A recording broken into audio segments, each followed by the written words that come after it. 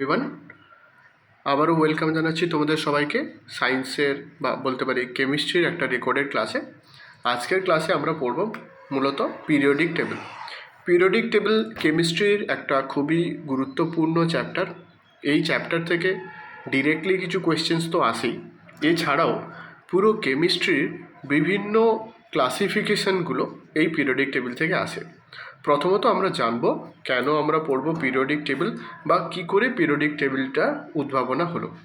আমরা নিশ্চয়ই বায়োলজি পড়েছি এবং বায়োলজির আমরা প্রথম দিকে দেখেছিলাম ক্লাসিফিকেশন অফ লিভিং বিইংস। সেখানে আমরা উদ্ভিদ পড়েছি, প্রাণী পড়েছি, প্রোটোজোয়া পড়েছি, এরকমভাবে প্রতিটা জীবকে কোন খাতে ফেলা যায় সেইগুলো দেখেছি। পিরিয়ডিক টেবিল হলো সিমিলার জিনিসটাই করা কেমিস্ট্রিতে। আমরা মোটামুটি পৃথিবীতে 118টা ডিফারেন্ট এলিমেন্ট পেয়েছি। এই যে এলিমেন্টগুলো যেমন hydrogen, oxygen, chlorine, bromine, carbon, nitrogen etcetera, এইগুলোকে আমার কিছু একটা ক্লাসিফিকেশন করা লাগবে। কারণটা কি? যাতে আমার পড়তে বুঝতে সুবিধে হয়। ধরো একটা ক্লাসকে আমি রোল নাম্বার ওয়াইজ সাজাতে পারি বা সেকশন ওয়াইজ সাজাতে পারি। সেম জিনিসটাই কেমিস্ট্রির সমস্ত এলিমেন্টের ক্ষেত্রে পিরিয়ডিক টেবিল কাজটা করে। পিরিয়ডিক টেবিলটা আর কিছুই নয়, বলতে পারো একটা এরকম এক্সপ্রেশন যেখানে এলিমেন্টগুলোকে এরকম কিছু কিছু সিরিজ ওয়াইজ বা রো ওয়াইজ সাজানো আছে, আবার কিছু কিছু কলাম ওয়াইজ সাজানো আছে ডিপেন্ডিং আপন দেয়ার প্রপার্টিস। ওকে, এবার আমরা এই পিরিয়ডিক টেবিলের অরিজিনের ব্যাপারে জানবো, কিভাবে শুরু হয়েছিল ট্রায়াডের ল থেকে, তারপরে অক্টেভ এলো এবং তারপরে কিভাবে ধীরে ধীরে এগুলো চেঞ্জ হয়ে হয়ে মডার্ন ডে পিরিয়ডিক টেবিলে আমরা পৌঁছেছি। তো এইভাবে আমাদের পিরিয়ডিক টেবিলের ক্লাসটা শুরু করছি। এখান থেকে কিছু কোয়েশ্চেন্স আসে ডিরেক্টলি, সেইগুলো আমরা ক্লাসে পড়ার সাথে সাথেই মার্ক করে নেব এবং কিছু প্রপার্টিস আমরা পড়ে রাখবো যেইগুলো কিন্তু বিভিন্ন সময় কাজে আসবে। তাহলে আজকে আমরা শুরু করছি এই ক্লাসটা। প্রথমত আমরা এই জায়গাটার থেকে অনেকটা ভেতর থেকে শুরু করছি। প্রথম দিকের ক্লাস প্রথম দিকের এই যে পিডিএফগুলো আমরা অবশ্যই টপিকে পড়বো, তার আগে আমরা অরিজিনটা একবার জেনে নেব। এইগুলো হচ্ছে যে early attempts at classification of elements. ইনিশিয়ালে যখন এই ধরো অষ্টাদশ শতাব্দী 1800 শতক চলছে বা 18 নম্বর শতাব্দী চলছে, তখন ধরো প্রতিদিন নতুন নতুন করে হয়তো এলিমেন্ট আবিষ্কার হতে থাকছে। এই যে এলিমেন্টগুলো আবিষ্কার হচ্ছে, কি করে আমি বুঝবো যে কোনটা কোন এলিমেন্ট? আমার দেশে এইটাতে বাংলাতে একটা নাম দেয়া হয়েছে, ধরো তাকে আমি বললাম সোনা। এই জিনিসটাই ইউরোপে গিয়ে কি নাম? ইউরোপে এটাকেই হয়তো গোল্ড বলা হচ্ছে। আমি বুঝতেই পারছি না যে সোনাটা আর গোল্ডটা একই জিনিস। যেমন বায়োলজিতে হয় একটা সায়েন্টিফিক নেম। এই সায়েন্টিফিক নেমের কাজটা কি? সায়েন্টিফিক নেমের কাজ হচ্ছে যেইটা আমার দেশে কুকুর, সেইটাকেই যেন সারা পৃথিবীর মানুষ চিনতে পারে। কোনো দেশে হয়তো কুকুর বলছে, কোনো দেশে হয়তো ডগ বলছে, কোনো দেশে এক্স বলছে, কোনো দেশে ওয়াই বলছে। প্রাণীটা একটাই, কিন্তু সেইটার বিভিন্ন দেশে বিভিন্ন নাম, তাই সবাই চিনতে পারবে না। এই জিনিসটাকে একটা ইউনিল্যাটারাল জায়গাতে আনতে হবে, যে একটা সায়েন্টিফিক নাম দিয়ে দিলাম হোমোসেপিয়েন্স, মানে মানুষ। এই দেশে যেটা হোমোসেপিয়েন্স, এই দেশেও সেইটা হোমোসেপিয়েন্স, এই দেশেও সেটা হোমোসেপিয়েন্স। এদের হয়তো নামগুলো আলাদা, কিন্তু এই যে সায়েন্টিফিক নেমটা আমি পেলাম, সেইটা দিয়ে কী হলো, সমস্ত দেশে একটা ইউনিফর্মিটি আনা গেল। এই ইউনিফর্মিটি আনাই হচ্ছে পিরিয়ডিক টেবিলের মূল গোল। বুঝলাম তাহলে পিরিয়ডিক টেবিল কোথা থেকে উৎপত্তি হলো, কেন হলো। এই পিরিয়ডিক টেবিল আনতে গেলে আজকের দিনের যে পিরিয়ডিক টেবিল, সেটা তো আর একদিনে পৌঁছয়নি। বিভিন্ন সময়ে সে পিরিয়ডিক টেবিল বিভিন্ন জন বিভিন্নভাবে অ্যাটেম্প্ট করেছে। তার প্রথমটা যেটা আমরা পড়ছি সেটা হচ্ছে ডবার্নার ল অফ ট্রায়াডস। এই ল অফ ট্রায়াডটা কী বলছে? ডবার্নার একজন সায়েন্টিস্টের নাম, উনি 1817 সালে এই পদ্ধতিটা প্রকাশ করেন। উনি দেখলেন ধরো 3টে এলিমেন্ট আছে, সেই 3টে এলিমেন্টের সিমিলার প্রপার্টি আছে। তিনটে এলিমেন্টের থেকেই নামটা এসছে ট্রায়াড। ধরো তারা কারা, একটা হচ্ছে এক্স, একটা হচ্ছে ওয়াই, আর একটা হচ্ছে জেড। এদের তিনজনের প্রপার্টিজ সিমিলার, কেমিক্যাল প্রপার্টিসগুলো দেখলাম সিমিলার। এদেরকে যদি ইনক্রিজিং অ্যাটমিক মাস অনুযায়ী সাজানো যায় তখন দেখা যাচ্ছে Y equal to X plus Z divided by 2 on being of atomic mass. এইখান থেকে তিনি ল অফ ট্রায়াডের গল্পটা দিলেন। গল্পটা কি, যে যদি এদেরকে অ্যাটমিক মাসের ইনক্রিজিং অর্ডারে সাজানো যায়, যেই তিনটে এলিমেন্ট তাদের যদি কেমিক্যাল প্রপার্টি সেম হয়, তাহলে দেখা যাচ্ছে প্রথমটা প্লাস তৃতীয়টা তাদের অ্যাভারেজ করলে পাওয়া যাচ্ছে মাঝখানের এলিমেন্টটার অ্যাটমিক মাস। এইটাই হচ্ছে ল অফ ট্রায়াড। তার কিছু এক্সাম্পলস উনি দিয়েছিলেন, যেমন এই ধরো লিথিয়াম, সোডিয়াম, পটাশিয়াম, এদের তিনজনকে যদি অ্যাটমিক মাসের হিসাবে সাজাও, লিথিয়ামের হচ্ছে 6.9, সোডিয়ামের হচ্ছে 23, পটাশিয়ামের হচ্ছে 39। এই 7 আর 39কে অ্যাড করে দেখো কত আসছে, 46। 46কে ডিভাইডেড বাই 2 করলে দাঁড়াচ্ছে 23। এইভাবে ল অফ ট্রায়াড এলো যে এক্স, এইটা হচ্ছে ওয়াই, আর এইটা হচ্ছে জেড, তাহলে Y equal to X plus Z divided by 2। এইটাই হচ্ছে ডোবার্নিয়ান ল অফ ট্রায়াড। এইখানে তিনটে ট্রায়াডের ডিফারেন্ট এক্সাম্পল দেওয়া আছে, এইগুলো কিন্তু তোমাদের মনে রাখতে হবে, যে ক্যালসিয়াম, স্ট্রনসিয়াম আর বেরিয়াম এর একটা ট্রায়াড, ক্লোরিন, ব্রোমিন, আয়োডিন এটা একটা ট্রায়াড। কথা হচ্ছে এইটা তিনি প্রথমে ট্রাই করলেন, তিনি দেখলেন যে এরকম কিছু কিছু ক্ষেত্রে কিন্তু এই লটা খাটছে, আবার মোস্টলি মোস্ট এলিমেন্টগুলোর ক্ষেত্রে কিন্তু এই লটা ফেল করে গেল। এই লটা যখনই ফেল করলো তখন নতুন ল আনতে লাগলো। সেই লটা কে আনলো, নিউল্যান্ড। ইনি একজন সায়েন্টিস্ট, ইনি ল অফ অক্টেভস আনলেন। এই অক্ট কথাটার অর্থ কি, 8। আমরা সা রে গামা পা ধা নি সা পড়েছি, আমরা কি দেখেছি যে সুরের ক্ষেত্রে সা দিয়ে শুরু হয়, নিতে গিয়ে শেষ হয়, তারপরে আবার সা ফেরত আসে। এইটাই হচ্ছে আমাদের ল অফ অক্টেভস বা অষ্টক সূত্র। উনি সেইভাবেই এলিমেন্টগুলোকে অ্যাটমিক মাসের ইনক্রিজিং অর্ডারে সাজালেন, দিয়ে দেখলেন যে প্রথম এলিমেন্টটা আর অষ্টম এলিমেন্টটা সিমিলার ক্যারেক্টারিস্টিক শো করছে। ওইটাই মিউজিকের ক্ষেত্রে যেটা আমরা সারেগামা পাধা নি সা বলি, সেইটাই কনসেপ্টটা থেকে আসে।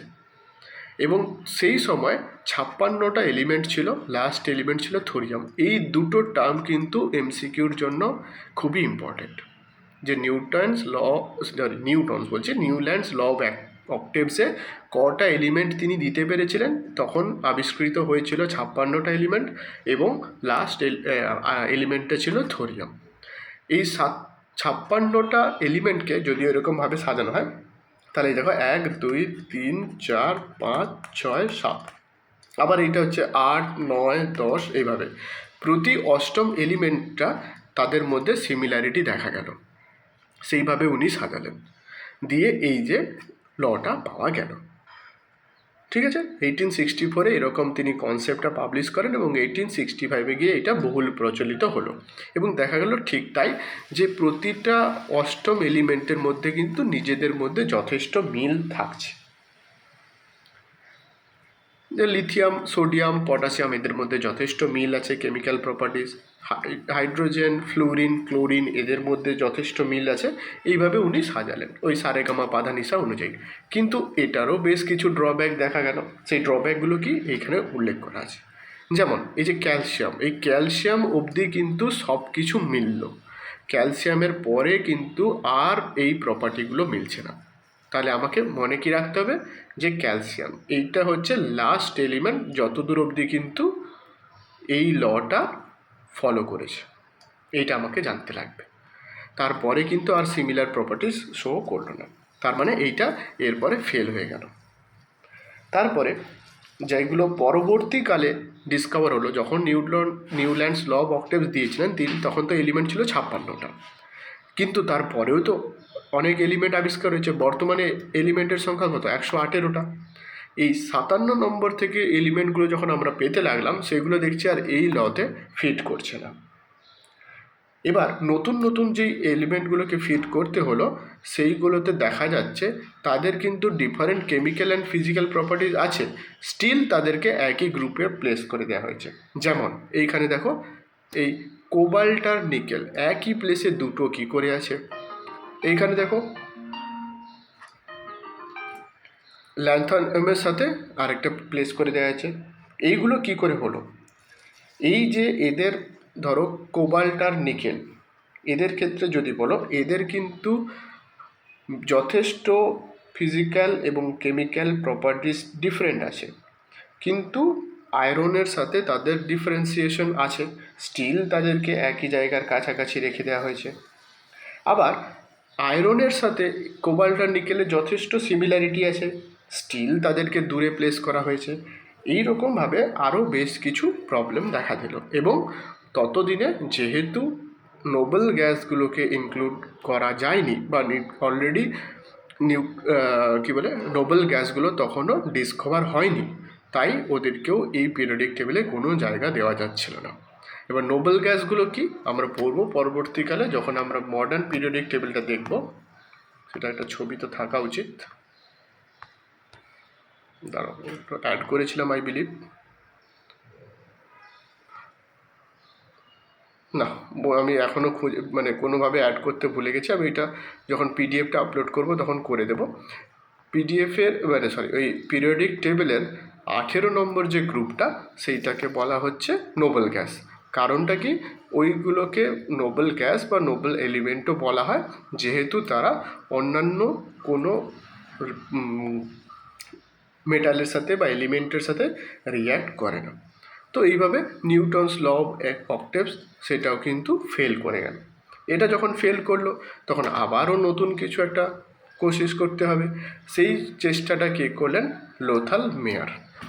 তিনি 1862 সালে, যেই সময় এইখানে ল অফ অক্টেভস চলছে, সেই সময় তিনিও কিন্তু চেষ্টা করছিলেন আরও একটা ধরনের তৈরি করার। তার ক্ষেত্রে কটা এলিমেন্ট ছিল সেটা আমাদের মনে রাখতে হবে, মাত্র 28টা এলিমেন্ট ছিল। এবং 1864 সালে তিনি আবার যখন পাবলিশ করেন তখন কিন্তু 50টা এলিমেন্ট তিনি অ্যাড করে দিয়েছেন। তিনি মানে এনার লোথাল মেয়ারের যে জিনিস পিরিয়ডিক টেবিলের প্রচেষ্টাটা, সেইটা আমরা কেন মনে রাখবো?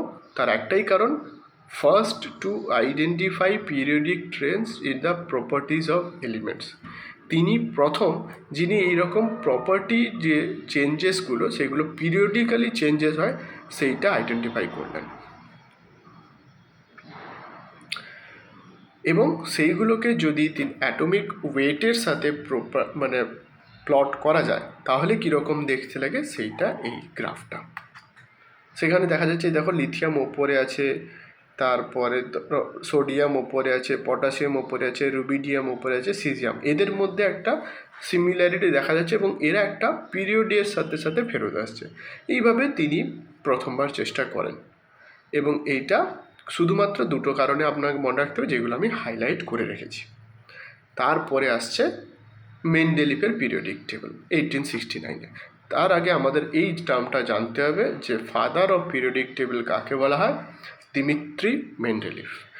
আমরা সায়েন্সের বায়োলজিতে আরও একটা জায়গায় আর একজন সায়েন্টিস্টের নাম পাবো, Mendel, Gregor Johann Mendel. Mendel আর মেন্ডেলিফ এই দুটো কিন্তু আলাদা, ভুল করেও যেন এই দুটোকে এক জায়গাতে ইনকর্পোরেট না করা হয়। ঠিক আছে, এইবার আমরা মেন্ডেলিফের পিরিয়ডিক টেবিলের ব্যাপারে জানব। মেন্ডেলিফ 1869 সালে উনি প্রথম এই পিরিয়ডিক টেবিলের গল্পটা দিতে লাগেন। তিনি একজন রাশিয়ান কেমিস্ট। 63টা এলিমেন্ট ততদিনে আবিষ্কার হয়ে গেছে এবং তিনি এই 63টা এলিমেন্টকে ভাগ করেছিলেন একটা টেবিলে। সেই টেবিলে 8টা গ্রুপ ছিল এবং 7টা পিরিয়ড ছিল। ঠিক আছে, এইগুলোকেই যখন অ্যারেঞ্জ করা হচ্ছিল তখন মেন্ডেলিফের পিরিয়ডিক ল, পিরিয়ডটা কি, 8টা গ্রুপ আছে, 7টা পিরিয়ড আছে। মেন্ডেলিফটা কিভাবে এইগুলোকে সাজিয়েছিল, এতক্ষণ অবধি সব কিছুই দেখো অ্যাটমিক মাসের ওপরেই চলেছে, এখনও সে অ্যাটমিক মাসের ওপরেই চলছে। মেন্ডেলিভ সমস্ত যে এলিমেন্টগুলো, কোন এলিমেন্টগুলো, এই যে 63 এলিমেন্ট আছে, সেই 63 এলিমেন্টকে তাদের ফিজিক্যাল আর কেমিক্যাল প্রপার্টিজের বেসিসে অ্যারেঞ্জ করতে লাগলেন। এরকমভাবে 8টা গ্রুপ আছে, কোটা হলো 8টা গ্রুপ হয়ে গেল, আর 7টা পিরিয়ডে, সেইগুলোকে ইনক্রিজিং অ্যাটমিক মাস, এইটা এখনও মনে রাখতে হবে, এই অ্যাটমিক মাসের ওপরেই চলছে।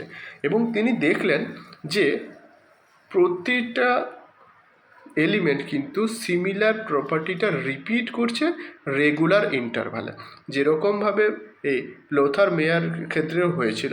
এই যে পিরিয়ডগুলো, এই যে পিরিয়ডিক ট্রেন্ড ছিল, সেম জিনিসটাই মেন্ডেলিভের ক্ষেত্রেও দেখা গেল, শুধু এদের অ্যারেঞ্জমেন্টের পদ্ধতিটা আলাদা ছিল। সেখানে তিনি বলে দিলেন যে এলিমেন্টগুলো যাদের সিমিলার প্রপার্টি আছে তারা কিন্তু একটা নির্দিষ্ট ইন্টারভ্যালে নিজেদেরকে রিপিট করছে। এবং এইভাবে তিনি যখন সাজালেন, তারপরে তিনি তার পিরিয়ডিক টেবিলে বেশ কিছু গ্যাপ দেখতে পেলেন। সেই গ্যাপগুলোতে তিনি বললেন যে এখানে নতুন কোনো এলিমেন্টকে পুট করার দরকার নেই, যেইগুলো পরবর্তীকালে আবিষ্কার হবে তারা তাদের হিসেবেই জায়গা খালি থাকবে। যেমন অ্যালুমিনিয়ামের নিচে একটা জায়গা খালি ছিল, তখন অবধি গ্যালিয়াম কিন্তু নট ডিসকভার্ড। তিনি ওই জায়গাটা খালি রাখলেন এবং ওই খালি জায়গাটাকে বললেন এটা অ্যালুমিনিয়ামের সাথে রিলেটেড বা সিমিলার ফিজিক্যাল আর কেমিক্যাল প্রপার্টিসওয়ালা একটা এলিমেন্ট হবে, তার নাম তিনি দিয়েছিলেন একা অ্যালুমিনিয়াম।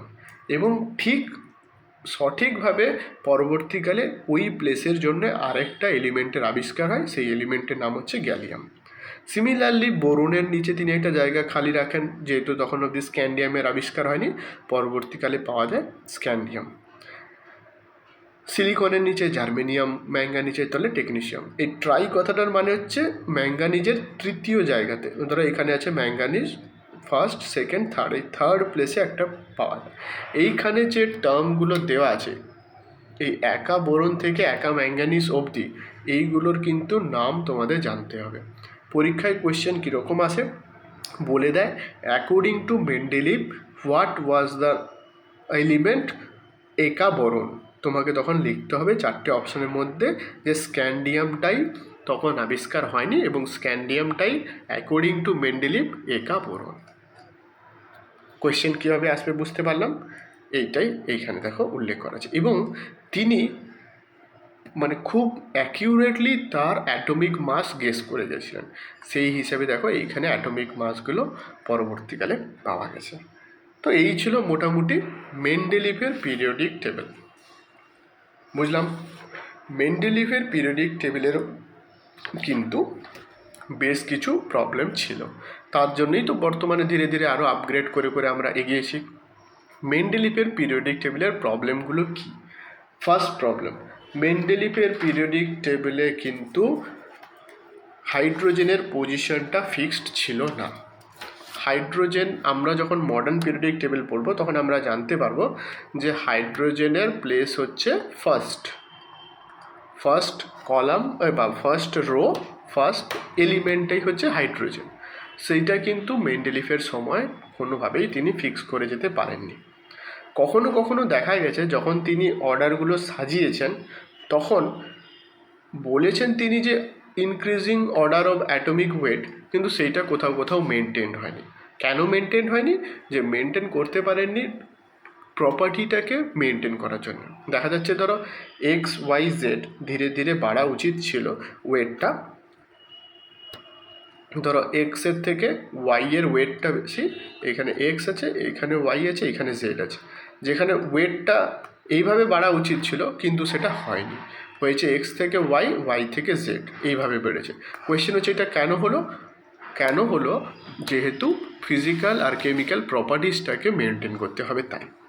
আবার কিছু কিছু ক্ষেত্রে দেখা গেছে যে সেম এলিমেন্টটা সেম গ্রুপে নিজেদের প্রপার্টি কিন্তু ডিফার করে যাচ্ছে। ল্যান্থানাইট আর অ্যাক্টানাইট, এইটার আমরা পড়বো পরবর্তীকালে গ্রুপগুলোতে, যখন আমরা মডার্ন পিরিয়ডিক টেবিল পড়বো। এদের জন্যও কিন্তু কোনো প্লেস উনি ডিটারমাইন করে যেতে পারেননি। এইটাই ছিল মেন্ডেলিভের পিরিয়ডিক টেবিলের প্রবলেম। এবার যেহেতু এই টেবিলটাতেও প্রবলেম দেখা গেছে, নিশ্চয়ই তার থেকেও আরও আপগ্রেড হবে। তারপরে এলো মোজলের পিরিয়ডিক টেবিল, যেখান থেকে আরও আপগ্রেড করে বর্তমানে যে পিরিয়ডিক টেবিল আমরা ইউজ করি সেটা এলো। তো যাই হোক, মডার্ন পিরিয়ডিক টেবিলের ব্যাপারে আসি। মডার্ন পিরিয়ডিক টেবিল কে প্রপোজ করেছেন, কত সালে, এইটা মনে রাখতে হবে। হেনরি মোজলে। মেন্ডেলিফের পরে মোজলে। এতদিন অবধি আমরা সব কিছু কিসের বেসিসে সাজিয়ে আসছি? অ্যাটমিক ওয়েট বা অ্যাটমিক মাস। এই প্রথম মোজলে ডিসকভার করলেন যে এলিমেন্টগুলোকে কিন্তু অ্যাটমিক মাস নয়, বরং অ্যাটমিক নাম্বারের বেসিসে সাজানো উচিত। তাহলে দেখা যাচ্ছে তাদের ক্ষেত্রে কিন্তু প্রপার্টিসগুলো খুব ভালো রিপিট করছে। এবং তিনি কটা গ্রুপ দেন? 18টা গ্রুপ। কটা পিরিয়ড? 7টা পিরিয়ড। এইবার গ্রুপ কোনটা, পিরিয়ড কোনটা? গ্রুপ এই দেখো ভার্টিক্যাল লাইন্স দেওয়া আছে, 1 2 3 4 এইভাবে 18টা। পিরিয়ড কোনটা? এটা। টোটাল এলিমেন্ট কোটা? 118টা। টোটাল ন্যাচারালি অকারিং এলিমেন্ট কোটা? 94টা। তাহলে এই যে মাঝখানে ডিফারেন্সটা কি? এই মাঝখানে ডিফারেন্সটা হচ্ছে ল্যাবে বানানো, ল্যাবে সিনথেসাইজড। ঠিক আছে, এইবার মডার্ন পিরিয়ডিক টেবিলে আমরা ঢুকবো। তার আগে দেখিনি আর কিছু ওপরে খালি থাকলো কিনা। মেন্ডেলিফের পিরিয়ডিক টেবিলের কথা তো বললাম, ওই অ্যারেঞ্জ করা হলো অ্যাটমিক ওয়েটের বেসিসে। একা অ্যালুমিনিয়াম, একা সিলিকন, আর একা বোরন বললাম। অ্যাটমিক ওয়েটের কথা হলো। এইখানে সমস্যাটা কী ছিল? আরেকটা সমস্যাটা এখানে যেটা ভালো উল্লেখ করা আছে, যে আইসোটোপের কোনো জায়গা কিন্তু মেন্ডেলিফের পিরিয়ডিক টেবিলে ছিল না। আই বিলিভ আইসোটোপটা কাকে বলে আমাদের মনে আছে, ফার্স্ট চ্যাপ্টারেই বোধহয় ফার্স্ট ক্লাসে আমরা পড়েছি। তারপরে ধরো এইখানে তিনি ওই যেটা মেনটেন করতে পারেননি অ্যাটমিক ওয়েট, সেইটা এখানে দেখাচ্ছে। হি পুট আর্গন, যার অ্যাটমিক ওয়েট বেশি, বিফোর পটাশিয়াম, যার অ্যাটমিক ওয়েট কম, যেটা আমি একটু আগে এক্সাম্পল হিসেবে এক্সপ্লেন করছিলাম। এবং অলরেডি ইনার্ট গ্যাস ছিল না বলে সেখানে ইনার্ট গ্যাসকে তিনি কিন্তু ইনকর্পোরেট করতে পারেননি।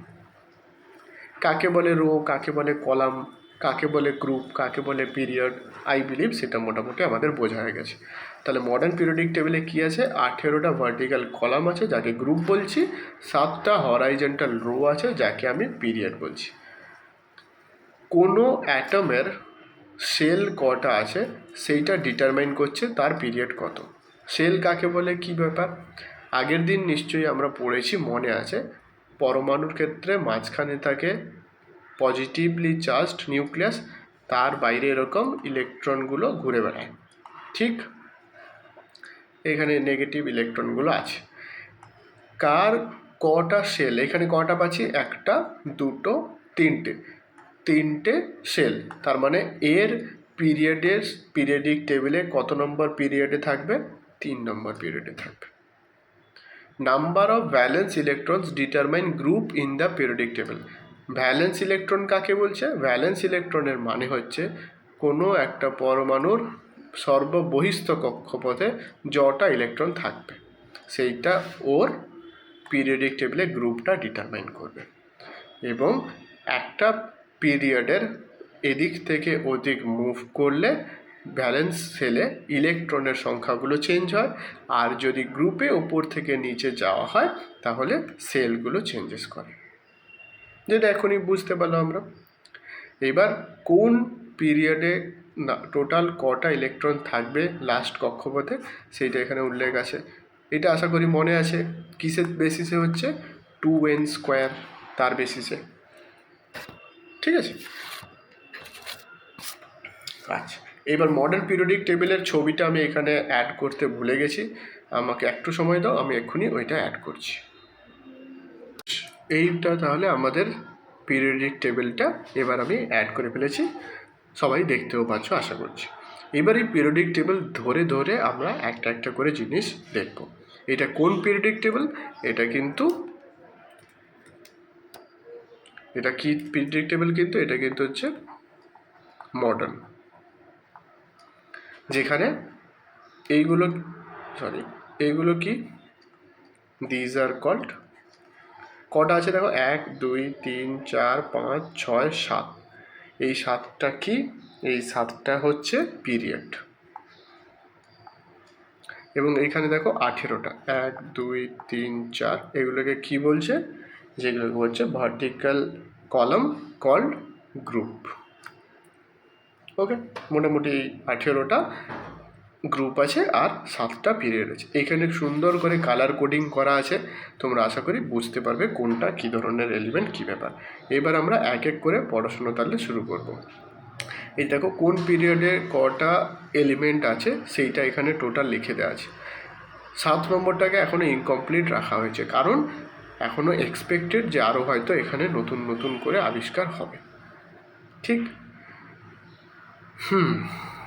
Block classification. এবার আমরা ব্লকগুলো বুঝবো, কোনটা এস ব্লক, কোনটা পি ব্লক, কোনটা ডি ব্লক, কোনটা এফ ব্লক। দেখো এস ব্লকে কি আছে, গ্রুপ 1 আর গ্রুপ 2, অ্যালকালাইন মেটালস আর অ্যালকালাইন আর্থ মেটাল। কোনটা, এই যে আমি এগুলোকে ডিফারেন্ট কালার দিয়ে যদি করে দিই তাহলে আই বিলিভ তোমাদের মনে থাকবে। 1 and 2, these are called S. ঠিক আছে, তারপরে দেখো কি বলেছে, পি ব্লক, গ্রুপ 13 to 18। কোথায় 13, এই যে 13, এইটাকে ইরেজ করে দাও। এই 13 to 18, এইটা কোন ব্লক, এস, তারপরে পি। তারপরে হচ্ছে দেখো ডি, ডি আছে এইখান থেকে 3 থেকে 12, এইটা বলা হচ্ছে ডি, 3 to 12। এবং এফ ব্লক, এফ ব্লকটা কি, শুধুমাত্র ল্যান্থানাইট আর অ্যাক্টিনাইট। কোথায় ল্যান্থানাইট অ্যাক্টিনাইট, এইখানে আছে ল্যান্থানাইট, এইখানে আছে অ্যাক্টিনাইট, এই যে ল্যান্থানাইট আর অ্যাক্টিনাইট। এরা কারা, এরা সবাই হচ্ছে এসপিডি হয়ে গেল। বাকি কি থাকলো আমার, বাকি থাকলো আমার এফ ব্লক। এই এসপিডিএফ এইগুলো কিসের বেসিসে, এই যে এলিমেন্টটা আছে তার যে আউটার মোস্ট অরবাইটাল সেটা এস, মানে 1s 2s 3s 4s, ওই হিসাবে এইটা। ডি, ডি মানে কি, এদের আউটার মোস্ট সেল যেটা, সেইটার যে অরবাইটাল সেটা কি ডি, 3d বা 4d বা 5d এরকম। তারপর এটা আছে পি, তার মানে সেমভাবেই আউটার মোস্ট অরবাইটালটা কী হবে, 2p 3p এরকম। আর এটা হচ্ছে এফ, মানে 4f 5f 6f এরকম। বুঝতে পারলাম এস পি ডি এফ ব্লকগুলো কীরকম, কাকে কি বলে। এইটা দেখো এখানে কালার কোডিং দেওয়া আছে, এই যে প্রথমটা এই যে কালারটা, মানে এরা কারা, এরা, এরা কি, এরা হচ্ছে অ্যালকালি মেটাল। তারপরে গ্রুপ 2, এরা বেরিয়াম ম্যাগনেসিয়াম ক্যালসিয়াম, এদেরকে বলা হয় অ্যালকালাইন আর্থ মেটাল। তারপরে এই যে পুরো ডি ব্লক এলিমেন্ট যেটা, তাদেরকে বলা হয় ট্রানজিশন মেটাল। তারপরে দেখো এইখানে এই যে এই এলিমেন্টগুলো, এদেরকে বলা হচ্ছে বেসিক মেটাল। তারপরে দেখো এইখানে এই boron, silicon, germanium, arsenic, antimony, tellurium, polonium, এদেরকে কি বলা হয়, এদেরকে বলা হয় সেমিকন্ডাক্টর, যেটা হচ্ছে সেমি মেটাল, যেটা খানিকটা মেটালিক প্রপার্টিসও আছে, খানিকটা নন মেটালিক প্রপার্টিসও আছে। তারপরে দেখো নন মেটাল, এই যে এরা, এরা সবাই নন মেটাল। তার মানে কি এরা মেটাল, না না, এরাও নন মেটাল, কিন্তু তাদের মধ্যেও এদের একটা নির্দিষ্ট ভাগ আছে। যেমন গ্রুপ 7কে বলা হয় হ্যালোজেন, গ্রুপ 18 এরা, এই যে হিলিয়াম, নিয়ন, আর্গন, এদেরকে বলা হয় নোবেল গ্যাস বা নিষ্ক্রিয় মৌল। তারপরে ল্যান্থানাইট আর অ্যাক্টিনাইট, এটা কারা, 57 থেকে 71 অবধি পিরিয়ডিক টেবিলে টোটাল তো 118টা এলিমেন্ট আছে, এই 57 থেকে 71 অবধি এরা সবাই প্রায় সিমিলার প্রপার্টি, তাই এদেরকে আর আলাদা আলাদা করে জায়গা না দিয়ে এদেরকে তুলে এইখানে একটা জায়গা দেওয়া হয়েছে। এই সিরিজটার প্রথম এলিমেন্টার কী নাম, ল্যান্থানাম, তাই এদেরকে বলা হয় ল্যান্থানাইট সিরিজ। সিমিলারলি তার ঠিক পরে 89 থেকে 103 অ্যাক্টিনিয়াম থেকে শুরু হয়, লরেন্সিয়ামে শেষ হয়, এদের সবার কেমিক্যাল প্রপার্টিস প্রায় সেম, তো এদেরকেও একটা জায়গা দেওয়া হয়েছে। এবং এদের যেহেতু প্রথম এলিমেন্টটার নাম অ্যাক্টিনিয়াম, তাই এই সিরিজটার নাম হচ্ছে অ্যাক্টিনাইট সিরিজ। মোটামুটি আমরা ডিফারেন্স করতে পারলাম কোনটা কী। তারপর এইখানে দেখো প্রতিটা জিনিসের নাম দেওয়া আছে, সেইগুলো অনেক ক্ষেত্রেই কোনোটা কেমিক্যালি বানানো হয়েছে, কোনোটা কেমিক্যালি বানানো হয়নি, পাওয়া গেছে। বেশ,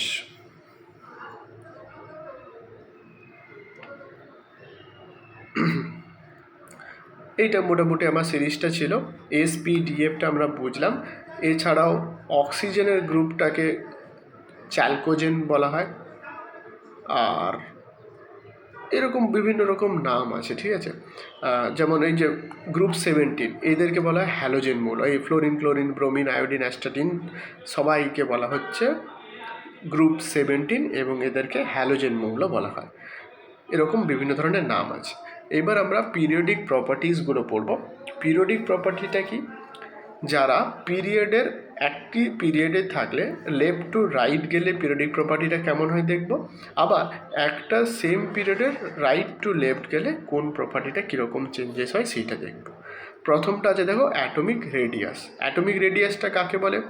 অ্যাটমিক রেডিয়াস হচ্ছে, ধরো এই হচ্ছে একটা পজিটিভ নিউক্লিয়াস, তার বাইরে এরকম ইলেকট্রনগুলো ঘুরে বেড়াচ্ছে, এইটার থেকে এইটার দূরত্বটা, this is called atomic radius. সব থেকে বাইরের যে কক্ষপথটা, সেইখান থেকে নিউক্লিয়াসের যে ডিস্ট্যান্স, সেইটাই হচ্ছে অ্যাটমিক রেডিয়াস। তাহলে এবার আমি এই পিরিয়ডে লেফট টু রাইট যাব, আরেকবার রাইট টু লেফট যাব, দিয়ে দেখব কি হচ্ছে। ঠিক প্রথমত আমি যাচ্ছি কি লেফট টু রাইট। এবার আমি পিরিয়ডিক টেবিলটায় ঢুকে পড়ি। কি বললাম? তাহলে এবার আমরা এই থার্ড পিরিয়ডটা, ফোর্থ যেটা, সেইটার একবার লেফট টু রাইট দেখবো, আরেকবার লেফট টু রাইট একবার দেখবো, আরেকবার রাইট টু লেফট দেখবো। আমরা আগে কি বললাম যে কোনো একটা পিরিয়ডের ক্ষেত্রে কোনটা কত নম্বর পিরিয়ড সেটা কিসের উপর ডিপেন্ড করছে? Number of outer most shell. তাহলে 1, 2, 3, 4, 4 নম্বর সেল হচ্ছে এইটা। এই 4 নম্বর সেলে যদি লেফট টু রাইট যাই তাহলে কি হবে? কি বাড়ছে? টোটাল অ্যাটমিক নাম্বার বাড়ছে। অ্যাটমিক নাম্বার মানে প্রোটন সংখ্যা। প্রোটন সংখ্যা বেড়ে যাওয়া মানে ইলেকট্রন সংখ্যাও বেড়ে যাওয়া। তাহলে ইলেকট্রন সংখ্যা যদি বাড়ে, কক্ষপথের সংখ্যা যদি আমার সমান থাকে, নিশ্চয়ই আউটার মোস্ট সেলে ইলেকট্রনের সংখ্যা বাড়বে। ইলেকট্রনের সংখ্যা যদি বাড়ে, কেন্দ্রের নিউক্লিয়াসে আসে পজিটিভ, আর এইখানে আছে নেগেটিভ। পজিটিভ আর নেগেটিভ সেল একই আছে, কিন্তু নাম্বার অফ ইলেকট্রন বাড়ছে, তার মানে নিশ্চয়ই এই পজিটিভ আর নেগেটিভের ভেতরে অ্যাট্রাকশানটা বাড়বে। যেহেতু এই অ্যাট্রাকশানটা বাড়বে, এই রেডিয়াসটা তুলনামূলক কমে আসবে। তার মানে আমি কি বুঝলাম? যদি আমরা একই পিরিয়ডে থেকে লেফট টু রাইট যাই তাহলে আমার অ্যাটমিক রেডিয়াস কমবে। আবার সেমভাবেই যদি রাইট টু লেফট যাই তাহলে অবশ্যই অ্যাটমিক রেডিয়াস বাড়বে, কিন্তু নতুন কোনো সেল আসবে না, শুধুমাত্র নাম্বার অফ ইলেকট্রনের চেঞ্জেসের কারণে সেইটা হবে। এবার যদি আমি গ্রুপের কথা বলি, গ্রুপে ওপরের থেকে নিচের দিকে নামবো। গ্রুপে যদি ওপরের থেকে নিচের দিকে নামি, কিসের চেঞ্জ হচ্ছে? পিরিয়ডের চেঞ্জ হচ্ছে। পিরিয়ডের চেঞ্জ হচ্ছে মানে কি? নাম্বার অফ সেল বাড়ছে। তাহলে প্রথমে ছিল 2টো কক্ষপথ, তারপরে হয়ে গেল 3টে কক্ষপথ, তারপরে হয়ে গেল 4টে কক্ষপথ। নিউক্লিয়াস থেকে রেডিয়াসটা বা ডিস্টেন্সটা বেড়ে যাচ্ছে না? সেই জন্যে যখন কোনো একটা গ্রুপে আমরা ওপরের থেকে নিচের দিকে নামবো, তখন সেটা কি হচ্ছে? সেইটা অ্যাটমিক রেডিয়াসটা বেড়ে বেড়ে যাচ্ছে, যেহেতু নাম্বার অফ সেল বেড়ে যাচ্ছে। কিন্তু যদি সেইটা পিরিয়ডের কথা বলো, তাহলে পিরিয়ডে যখন লেফট টু রাইট আমি যাচ্ছি তখন কিন্তু অ্যাটমিক রেডিয়াস কমে যাচ্ছে, কারণ সেল বাড়ছে না, শুধু বাড়ছেটা কি? নাম্বার অফ প্রোটন আর নাম্বার অফ ইলেকট্রন, তাদের ভেতরে যদি অ্যাট্রাকটিভ ফোর্সটা বাড়ছে তাই ওটা চেঞ্জেস হচ্ছে। সিমিলারলি যদি আমি আয়োনাইজেশন পোটেনশিয়ালের কথা বলি, আয়োনাইজেশন পোটেনশিয়ালটা কি? কোনো একটা, এই ধরো আউটারমোস্ট সেল, এইখানে ধরো একটা ইলেকট্রন আছে, এই ইলেকট্রনটাকে আউটারমোস্ট সেল থেকে বার করে নিতে গেলে যতটা এনার্জি দরকার পড়ে, that is call ionization potential. এবং তার ইউনিটটা কি? ইউনিটটা হচ্ছে ইলেকট্রন ভোল্ট। আয়োনাইজেশন পোটেনশিয়ালটা কি বললাম? এই যে বাইরের কক্ষপথে ধরো ইলেকট্রনটা আছে, এই ইলেকট্রনটাকে আমি রিমুভ করে দিচ্ছি। সেইটা করতে আমাকে বাইরের থেকে কিছু একটা ওয়ার্ক ডান করতে হবে। ওয়ার্ক ডান করা মানে কি? বাইরে থেকে আমাকে নিশ্চয়ই এনার্জি দিতে হবে। কতটা এনার্জি দিতে লাগবে সেইটাই হচ্ছে ওর আয়োনাইজেশন পোটেনশিয়াল।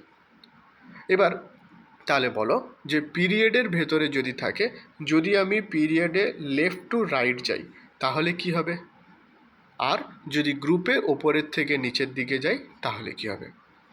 যত ইলেকট্রনটা দূরে থাকবে তত আমাকে কম খাটতে হবে, আর যত ইলেকট্রনের সংখ্যা বেশি থাকবে তত আমাকে বেশি খাটতে হবে। সেই অনুযায়ী দেখো, moving across the period IP increases.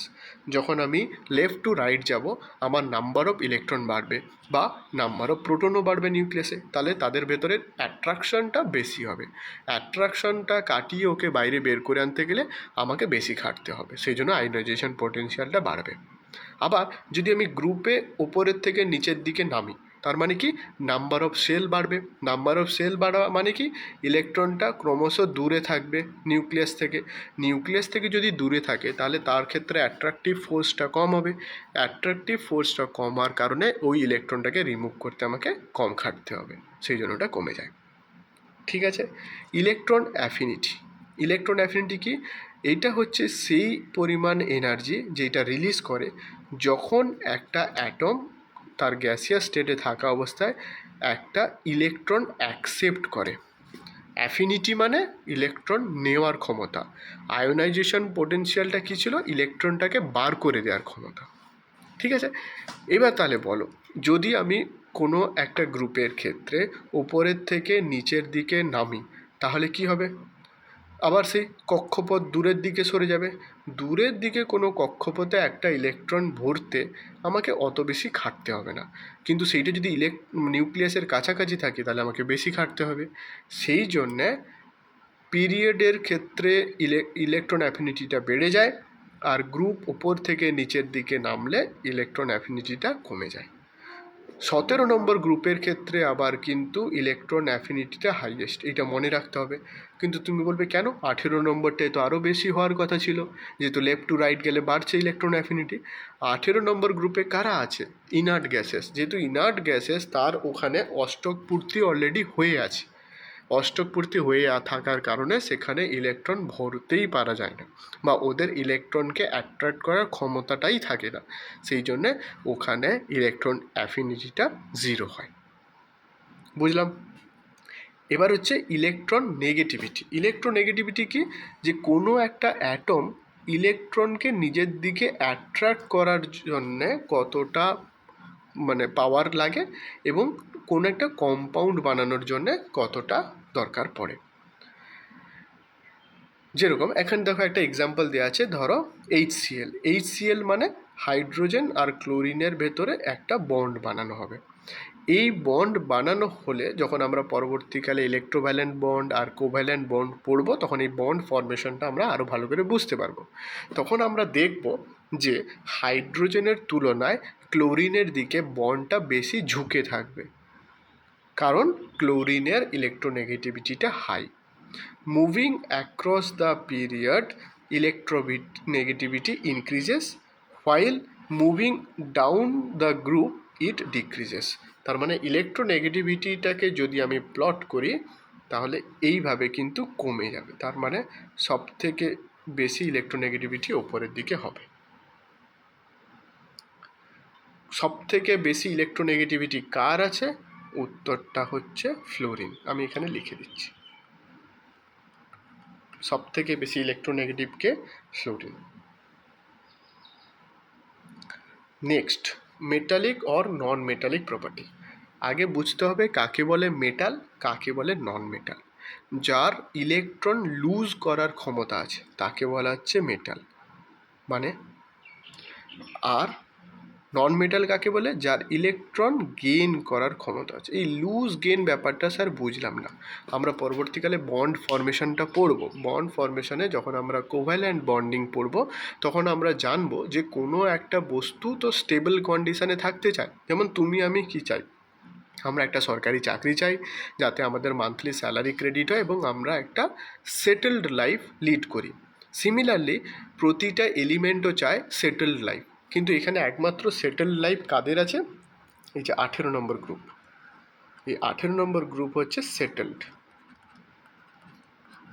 কী কারণে এদেরকে আমি সেটেলড বলতে পারছি? আমরা তখন পরবর্তীকালে পড়ব অক্টেট রুল। অক্টেট রুল বলছে কোনো একটা এলিমেন্টের বাইরের কক্ষপথে যদি 8টা ইলেকট্রন থাকে তখন তাকে আমি বলছি সেটেলড। শুধুমাত্র হিলিয়ামের ক্ষেত্রে ওইটা ভ্যালিড নয়, যেহেতু হিলিয়ামের ক্ষেত্রে ওইটা হচ্ছে বাইরের কক্ষপথে দুটো ইলেকট্রন থাকে। তার কারণ হিলিয়ামে মাত্র একটিই কক্ষপথ আছে। আর অ্যাকর্ডিং টু ল 2n², প্রথম কক্ষপথে 8টা ইলেকট্রন থাকা সম্ভব নয়। ম্যাক্সিমাম কটা ইলেকট্রন থাকতে পারে? দুটো। তাই হিলিয়াম বাদ দিয়ে বাকি সমস্ত এলিমেন্ট তখনই আমি তাকে সেটেল বলবো যখন তার বাইরের কক্ষপথে 8টা ইলেকট্রন থাকবে। এইটাকেই বলা হয় অক্টেট রুল। এই 8টা ইলেকট্রনে রিচ করার জন্যে কখনো কখনো কোনো এলিমেন্ট ইলেকট্রন রিলিজ করে দেয় বা ত্যাগ করে, আবার কখনো কখনো কোনো এলিমেন্ট ইলেকট্রন অ্যাকসেপ্ট করে। যারা ইলেকট্রন ছেড়ে দেয় তারা কারা? তারা হচ্ছে মূলত এই রিজিয়নের, এরা ইলেকট্রন ত্যাগ করে। আর কিছু কিছু আছে যারা ইলেকট্রন অ্যাকসেপ্ট করে, তারা কোথায়? এই রিজিয়নে। এই দিকটাকে বলা হয় মেটালিক, আর এই দিকটা হচ্ছে নন মেটাল। তো মেটালিক আর নন মেটালিক প্রপার্টিটা কীরকম বলা হচ্ছে, যে পিরিয়ডের ক্ষেত্রে যদি দেখো, moving across the period metallic property decreases, মানে যত তুমি এদিক থেকে এদিকে আসবে মেটালিক প্রপার্টি কমে যাবে, বরং নন মেটালিক প্রপার্টি বাড়বে। আবার যত তুমি ওপর থেকে নিচের দিকে নামবে তোমার এখানে কিন্তু মেটালিক প্রপার্টি বাড়বে। ঠিক আছে?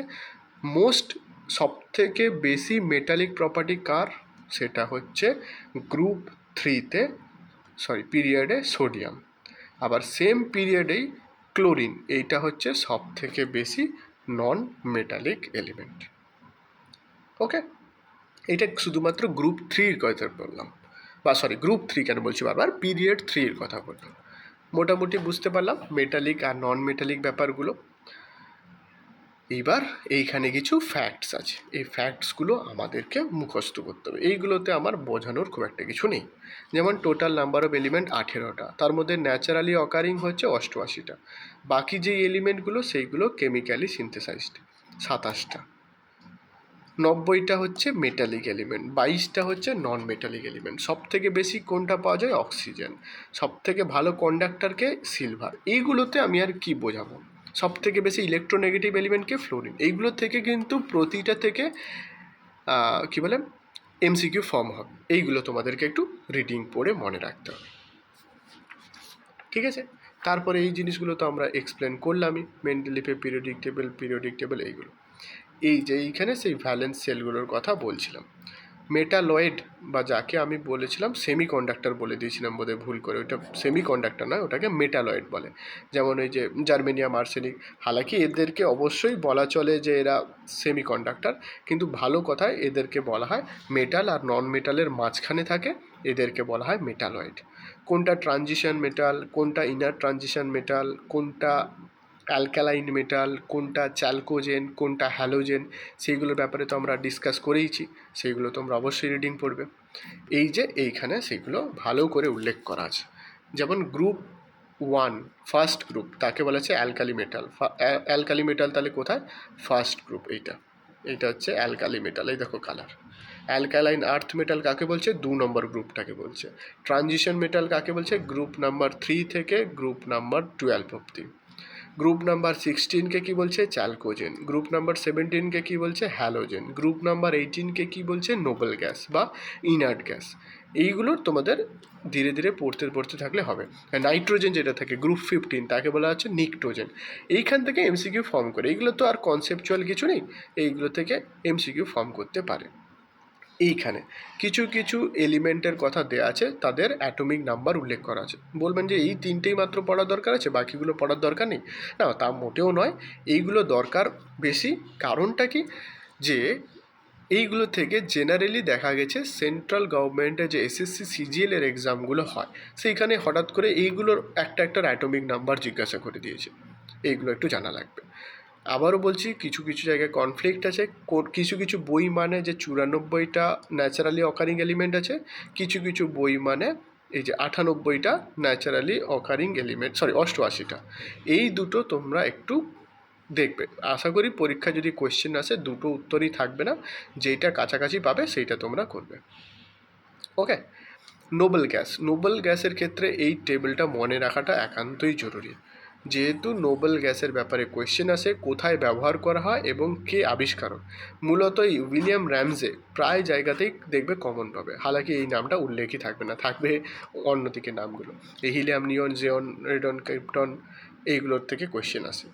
আমি তোমাদেরকে একটা কোয়েশ্চেন দিচ্ছি, তোমরা বলবে পৃথিবীতে সব থেকে বেশি আছে কোন নোবেল গ্যাস এগুলোর মধ্যে। ন্যাচারালি অকারিং বা অ্যাটমসফিয়ারে পাওয়া যায় সব থেকে বেশি কে, সেইটা তোমাদের একটু উত্তর দিতে লাগবে।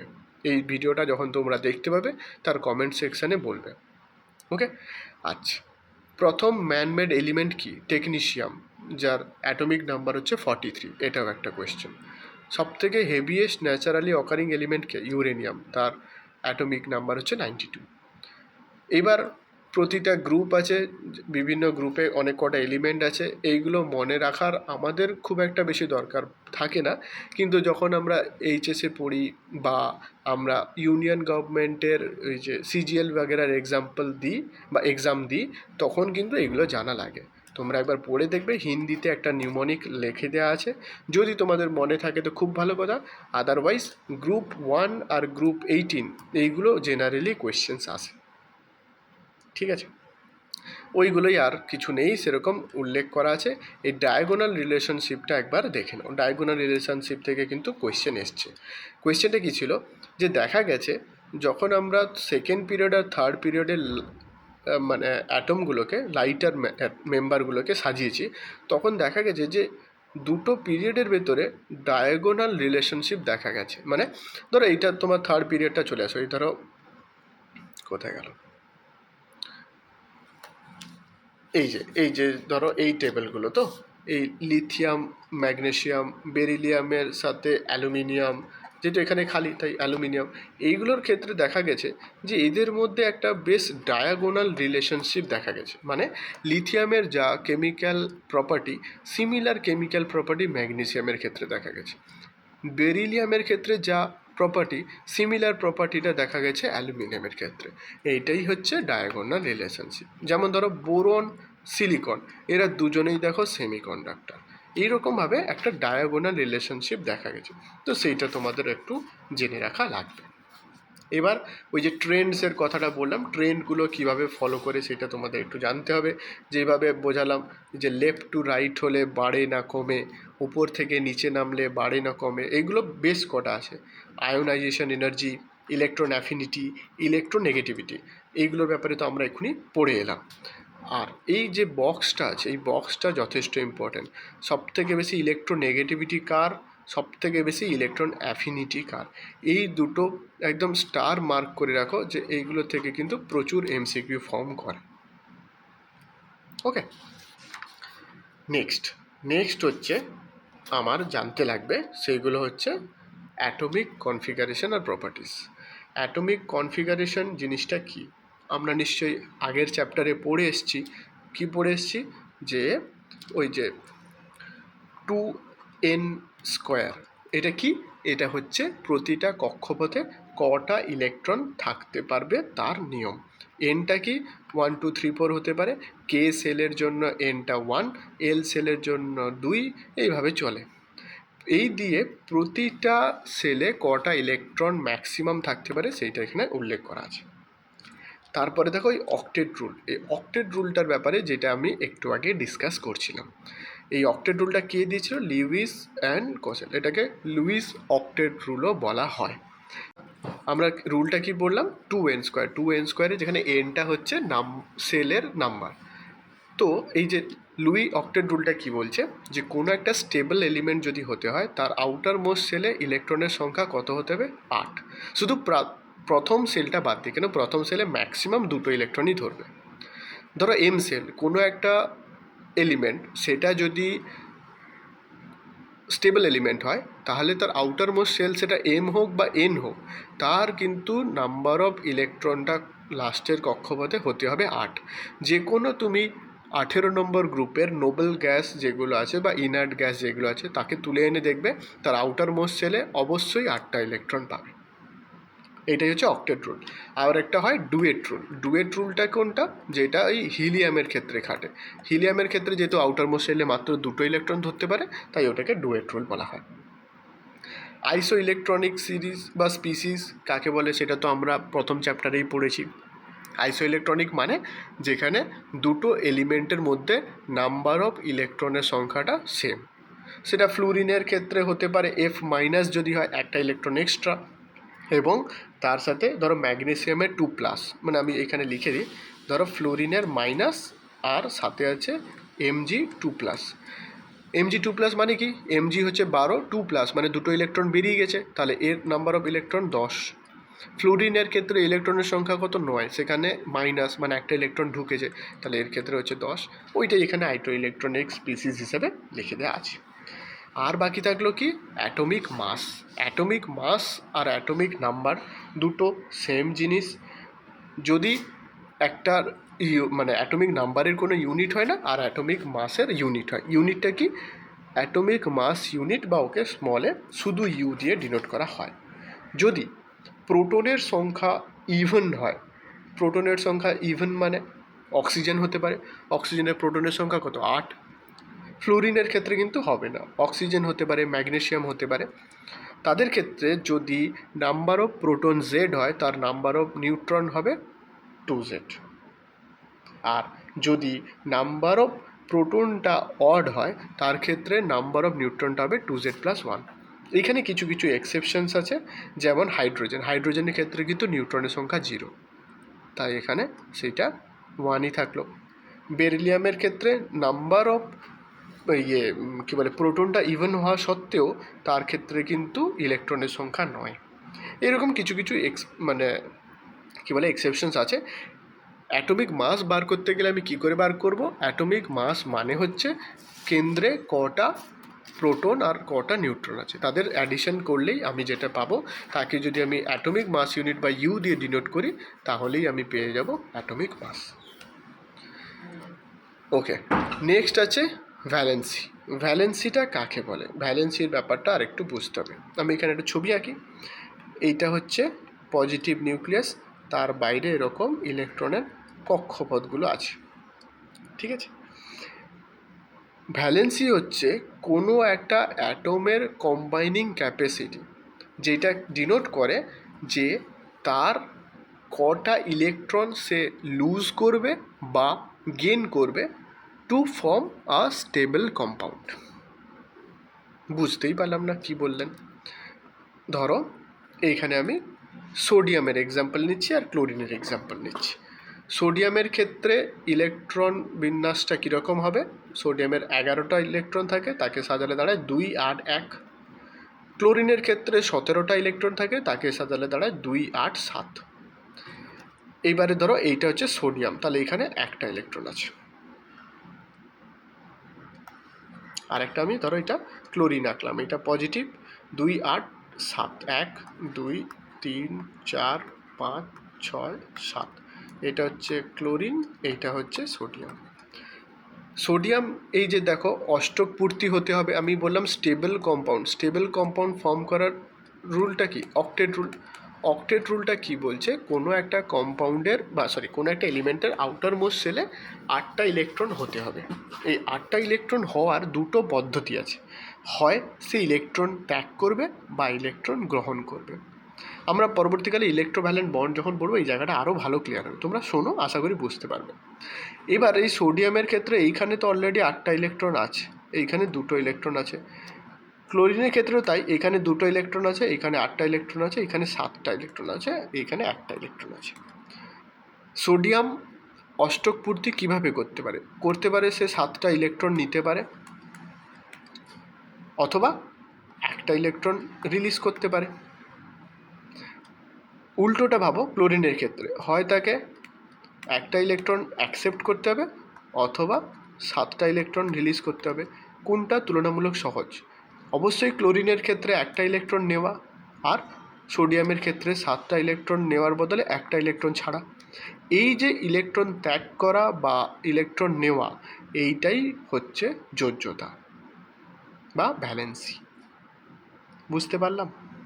এদের ভ্যালেন্সিটা কিসের অফিসে আসছে, কটা ইলেকট্রন ত্যাগ করছি বা নিচ্ছি। যেটা ছোট হবে বা যেটা কম হবে সেইটাই ওর ভ্যালেন্সি হবে। ভ্যারিয়েবল ভ্যালেন্সি কাকে বলে? কিছু কিছু এলিমেন্ট আছে, যেমন ধরো এখানে দেখো লেখা আছে কপার আছে, লোহা আছে, এটা কী বলে, রূপো আছে।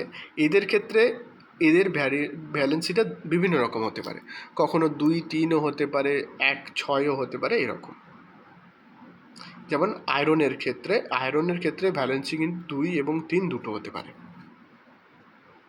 ওকে, আচ্ছা, এবার এইখানে চলে আসি ইলেকট্রনের ভ্যালেন্স ইলেকট্রনের গল্পটা কি। ভ্যালেন্স ইলেকট্রন বলছে যেইটা সহজ হবে সেইটা করব। যেমন সোডিয়ামের ক্ষেত্রে একটা ইলেকট্রন ত্যাগ করে দেওয়াটা কিন্তু ইজিয়ার রাদার দেন 7টা ইলেকট্রন নেওয়াটা। তাহলে সোডিয়াম কি করবে, একটা ইলেকট্রনটাকে রিলিজ করে দেবে, এইটাই করবে। তার মানে এর ক্ষেত্রে যটা ইলেকট্রন বেরিয়ে গেল সেইটাই হচ্ছে ভ্যালেন্স ইলেকট্রন, এবং সোডিয়ামের ক্ষেত্রে সেটা কত, 1। ক্লোরিনের ক্ষেত্রে আসি। ক্লোরিনের ক্ষেত্রেও ভ্যালেন্সি দুটো হতে পারে, হয় 7টা ইলেকট্রন ত্যাগ করা বা একটা ইলেকট্রন নেওয়া। কোনটা সহজ, একটা ইলেকট্রন নেওয়া, তাহলে এর ক্ষেত্রেও ভ্যালেন্সি 1। এবং এই যে আউটার মোস্ট সেলে যটা ইলেকট্রন থাকবে, আউটার মোস্ট সেল এটাকেই বলা হচ্ছে ভ্যালেন্স সেল। এই যে আউটার মোস্ট সেল এটাকে কি বলা হচ্ছে, ভ্যালেন্স সেল। এই ভ্যালেন্স সেলে যটা ইলেকট্রন থাকবে সেইটাই হচ্ছে ওর ভ্যালেন্স ইলেকট্রন। বুঝতে পারলাম কিভাবে বেরোয়, এদিক ওদিক যায়। আর ডুয়েট রুলটা যেটা আমি একটু আগে বলেছিলাম সেটা এখানেই দেখো উল্লেখ করা আছে। কেমিক্যাল ফর্মুলা কিভাবে লেখে, যার যোজ্যতা সেটা অন্যের ঘাড়ে চেপে যায়। যেমন এই ধরো অ্যালুমিনিয়াম আর ক্লোরিন, এদের নিজেদের মধ্যে একটা যৌগ হবে, তাহলে কীরকম হবে, অ্যালুমিনিয়ামের যোজ্যতা কত, ক্লোরিনের যোজ্যতা কত সেটা জানতে হবে। অ্যালুমিনিয়ামের যোজ্যতা 3, সেটা চলে যাবে ক্লোরিনের ঘাড়ে। ক্লোরিনের যোজ্যতা 1, সেটা চলে যাবে অ্যালুমিনিয়ামের ঘাড়ে। 1 লেখার দরকার পড়ে না, সেটা এইভাবে দেখায়। আবার ধরো কার্বন আর অক্সিজেনের কথা বলি, এই আছে কার্বন, এই আছে অক্সিজেন। কার্বনের যোজ্যতা কত, অক্সিজেনের যোজ্যতা কত, সেই অনুযায়ী করে দেওয়া যাবে। অক্সিজেনের যোজ্যতা 4, না অক্সিজেনের যোজ্যতা 2, কার্বনের যোজ্যতা 4, তাহলে এটাকে এইভাবে লেখা চলে, বা CO2 এরকমভাবে লেখা যায়। এবার কার্বনের যোজ্যতা যদি কখনো 2 হয়, যেটা কার্বন মনোক্সাইডের ক্ষেত্রে হয়, তখন সেটা দেখতে হয়ে যায় এরকম। এটা যখন যেরকম তার যোজ্যতার ইলেকট্রন তার লাস্টে কক্ষপথে কীরকমভাবে তারা কেমিক্যাল রিয়াকশানটা করছে সেইগুলোর উপরে বেস করে এইটা এইভাবে করা যায়। আর একটা হচ্ছে অ্যাটমিসিটিটা কি, অ্যাটমিসিটি হচ্ছে কোনো একটা মলিকিউল কটা অ্যাটম দিয়ে তৈরি হয়েছে তারকেই বলা হয় ওইটার অ্যাটমিসিটি। যেমন ধরো 18 নম্বর গ্রুপে যারা আছে, হিলিয়াম, নিয়ন, আর্গন এটসেট্রা, এদের ক্ষেত্রে একটা মলিকিউল তৈরি হয় একটাই অ্যাটম দিয়ে, সিঙ্গেল অ্যাটম দিয়ে, এবং এদের ভেতরে কোনো রকম বন্ডিং থাকে না, তাকে বলা হচ্ছে মনো অ্যাটমিক মলিকিউল। এক্সাম্পল সমস্ত 18 নম্বর গ্রুপের সমস্ত এলিমেন্ট। তারপরে দেখো ডাইঅ্যাটমিক, ডাই কথাটার অর্থই কি, 2। ডায়াটমিকের ক্ষেত্রে তাহলে কি হচ্ছে, দুটো ডিফারেন্ট অ্যাটম বা সেম অ্যাটম মিলে ওদের মলিকিউলটা তৈরি হয়। এইখানে যে বন্ডটা ওরা বানাবে এইটা কখনো হতে পারে কোভ্যালেন্ট বন্ড, কখনো হতে পারে ইলেকট্রোভ্যালেন্ট বন্ড। আমি যদি একটা একটা এক্সাম্পল নিই, অক্সিজেনের ক্ষেত্রে কী হয়, এই একটা ও আর এই একটা ও, এদের নিজেদের মধ্যে একটা কোভ্যালেন্ট বন্ডিং থাকে এবং সেইটা করে ওরা বানায়। আবার এইটাই যদি আবার আমি HCl এর এক্সাম্পল নিই, H আর Cl এর ভেতরে একটা ইলেকট্রোভ্যালেন্ট বন্ডিং থাকে, এটা আমি কোভ্যালেন্ট বন্ডিং C দিয়ে লিখে দিচ্ছি। একটা মলিকিউলের মধ্যে কটা অ্যাটম আছে সেইটা ডিনোট করছে এলিমেন্টটা কীরকম হবে। যদি একটা অ্যাটমই থাকে তাকে মনো অ্যাটমিক বলছি, যদি দুটো থাকে তখন তাকে আমি ডাইঅ্যাটমিক বলছি, যদি 3টে থাকে ট্রাইঅ্যাটমিক বলছি, 3-এর বেশি থাকলে পলিঅ্যাটমিক বলছি। যেমন সালফারের ক্ষেত্রে এটা 8টা মলিকিউল থাকে সালফার। ফসফরাসের ক্ষেত্রে যেরকম 4টে থাকে, P4 এইগুলোকেই বলা হচ্ছে অ্যাটমিসিটি। অ্যাটমিসিটিটা আর কিছুই নয়, একটা মলিকিউলের মধ্যে কটা অ্যাটম আছে সেইটাই হচ্ছে ওই মলিকিউলটার অ্যাটমিসিটি। ব্যাস, মোটামুটি এইটুকুই ছিল। পিরিয়ডিক টেবিল থেকে ডিরেক্ট কোয়েশ্চেন যা আসে সেগুলো এখানে সব বলে দেওয়া আছে। তোমরা এই পিডিএফটা যদি ভালো করে গো থ্রু করো, আশা করি পিরিয়ডিক টেবিলটা তোমাদের আটকাবে না। আর এই পিরিয়ডিক টেবিল গোটাটা মুখস্থ করার দরকার নেই। যেরকমভাবে আমি এস পি ডি এফ ভাগ করে দেওয়া শিখিয়েছি, যেভাবে কোন দিকেরগুলো মেটাল, কোন দিকেরগুলো নন মেটাল, কোনটা মেটালয়েড, সেগুলো শিখিয়ে দিয়েছি। এই 18 নম্বর গ্রুপকে কী বলে, 17কে কী বলে, 16কে কী বলে, 15কে কী বলে, ল্যান্থানাইট সিরিজ কততে শুরু হয়, অ্যাক্টিনাইট সিরিজ কততে শুরু হয়, মাঝখানের মেটালগুলো কী, এইগুলো যদি জানো তাহলেই মোটামুটি পিরিয়ডিক টেবিলের কোয়েশ্চেন্সগুলো কিন্তু অ্যাটেম্প্ট করা যাবে। এই চ্যাপ্টারের সাথে প্রিভিয়াস ইয়ার কোয়েশ্চেন কী কী এসেছিলো এবং প্র্যাকটিস করার জন্য কিছু কিছু কোয়েশ্চেন্স আমরা অ্যাড করে দেবো, সেগুলো তোমরা অবশ্যই গো থ্রু করবে। এছাড়াও নিজে দায়িত্ব নিয়েও কিন্তু কিছু তোমাদের পড়তে হবে, সেইগুলো যদি পড়ো আই বিলিভ এই চ্যাপ্টারের থেকে যা কিছু কোয়েশ্চেন্স আসবে তোমরা সেগুলো বুঝতে পারবে। পিরিয়ডিক টেবিল মোটামুটি আমার এটুকুই বলার ছিল। পরবর্তী কোনো একটা কেমিস্ট্রির ক্লাসে সম্ভবত এবার আর রেকর্ডেড ক্লাস থাকছে না, লাইভ ক্লাসই হবে আগামী কিছু ক্লাস। তো সেখানে আমরা রেডিও অ্যাক্টিভিটি দিয়ে শুরু করব। এইটা তোমরা গো থ্রু করো, কোনো জায়গায় কোনো কিছু প্রবলেম হলে অবশ্যই আমাকে জানাও। আবারও দেখা হবে একটা লাইভ ক্লাস। ওকে দেন সবাই, থ্যাংক ইউ, ভালো করে পড়ো।